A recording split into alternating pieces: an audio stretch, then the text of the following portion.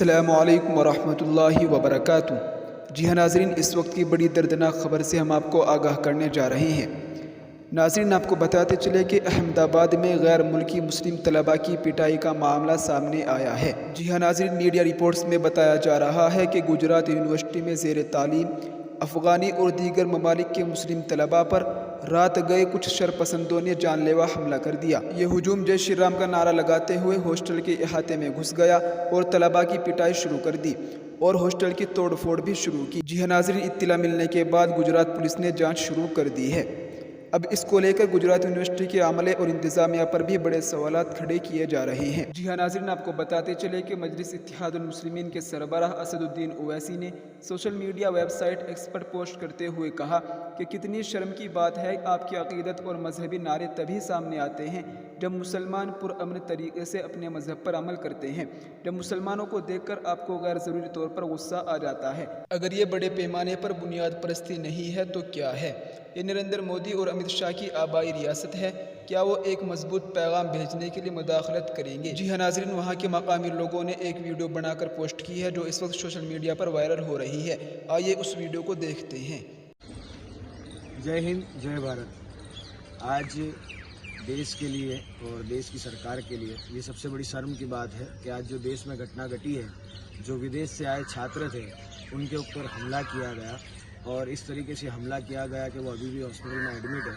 और जैसा कि आप सब जानते हैं कि एसडीपीआई को और दूसरी पॉलिटिकल पार्टी को और दूसरे लोगों को जब ये जानकारी मिली तो फौरी तौर पर रात को 10 बजे के आसपास एससीपी हॉस्पिटल पहुंचे। लेकिन ये घटना ये घटी थी, मैं आपको बताना चाहूँगा कि जो गुजरात यूनिवर्सिटी का कैंपस है, उस कैंपस के अंदर विदेश के जो छात्र थे वो अपने रूम के अंदर तरावी की नमाज़ पढ़ रहे थे और तरावी की नमाज के दरमियान कुछ जो गुंडे थे, जो असामाजिक तत्व थे, जिन्होंने धर्म के नाम पे आतंक फैलाने की कोशिश की और उन्होंने उन पर हमला किया, हथियारों से हमला किया, उन्हें जख्मी किया, उनके रूम का सारा सामान तोड़ दिया, उनके लैपटॉप वगैरह तोड़ दिए और यहाँ तक कि उनके जो वॉलेट थे, उनके जो पैसे थे, वो सारी चीज़ें चोरी करके वहाँ से भाग गए। और जब वहाँ के जो स्टूडेंट एक्टिव जो थे, जो दूसरे विदेशी जो स्टूडेंट्स थे, उन्होंने वीडियो भी बनाया और बाकायदा वीडियो के अंदर वो बोल रहे हैं कि ये देखिए हमारे साथ जुल्म किया जा रहा है, नाइंसाफ़ी की जा रही है और ये सारी चीज़ें पुलिस के सामने हुई है। वीडियो के अंदर लिटरली आप देख सकते हैं, जिसके अंदर हमने वीडियो में भी देखा कि वहाँ पे 150 से 200 लोग जमा हो चुके थे और जमा होने के बाद उन्होंने उन पर हमला किया है, जिसके अंदर 2 स्टूडेंट तो ज़्यादा ज़ख्मी हैं, जिनको अभी एडमिट भी किया है।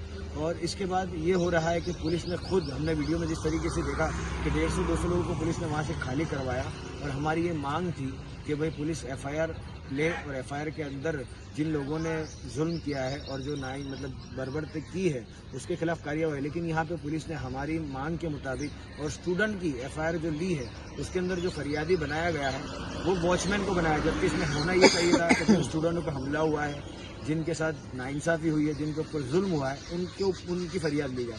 तो पुलिस ने यहाँ पे एफआईआर तो ली है, लेकिन एफआईआर के अंदर लूट की कलम नहीं डाली है, जो लूट होती है आईपीसी सेक्शन की। उसके अलावा इनके साथ जो चोरी की गई है, इनके लैपटॉप वगैरह तोड़े गए हैं।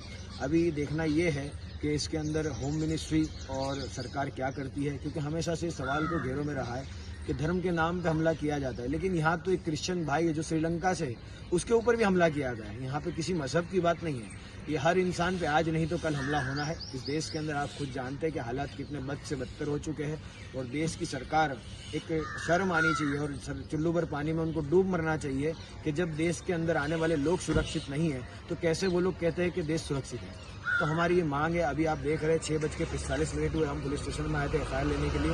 पुलिस ने एफआईआर ली है, लेकिन कुछ जो इंचार्ज थे, जो आईओ थे, जिनके पास ये सारी चीज़ की डिटेल है, वो भी मौजूद नहीं है। तो वो 10 बजे आएंगे तो हम इंशाल्लाह 10 बजे फिर से आएंगे और एफआईआर लेंगे। लेकिन हम आज मुल्क के अंदर जो लोग डरे हुए, जो सहमे हुए और जो जुल्म का शिकार हो रहे हैं, उनसे एसडीपीआई आपको एक बात कहना चाहती है कि आपको ज़रा भी डरने की, घबराने की ज़रूरत नहीं है। मुल्क के अंदर जहाँ कहीं भी जुल्म होगा, जुल्म के खिलाफ social democratic party of India हमेशा से खड़ी है, खड़ी थी और खड़ी रहेगी। और जो गुंडे हैं, जो धर्म के नाम पे आतंक फैला रहे हैं, हम उनको एक अल्फाज में और एक बात में ही मैसेज देना चाहते हैं कि देख लीजिए, आप समझ लीजिए कि मुल्क के अमन भाईचारे को कोई भी नुकसान पहुंचाने की कोशिश करेगा तो एसडीपी हरगिज़ बर्दाश्त नहीं करेगी। और आपके सामने social democratic party of India लोहा पिलाई हुई एक शीशे की दीवार की तरह खड़ी है, जिसके सामने आपको लड़ना है। और मुल्क के अंदर अमन भाईचारे को नुकसान पहुंचाने वालों के खिलाफ हम लोग कानूनी तरीके से जितनी भी कोशिशें करनी है वो तमाम करेंगे। और मुल्क के लिए अगर जान भी देनी पड़ी तो हम जान देने के लिए भी तैयार हैं। जय हिंद, जय भारत।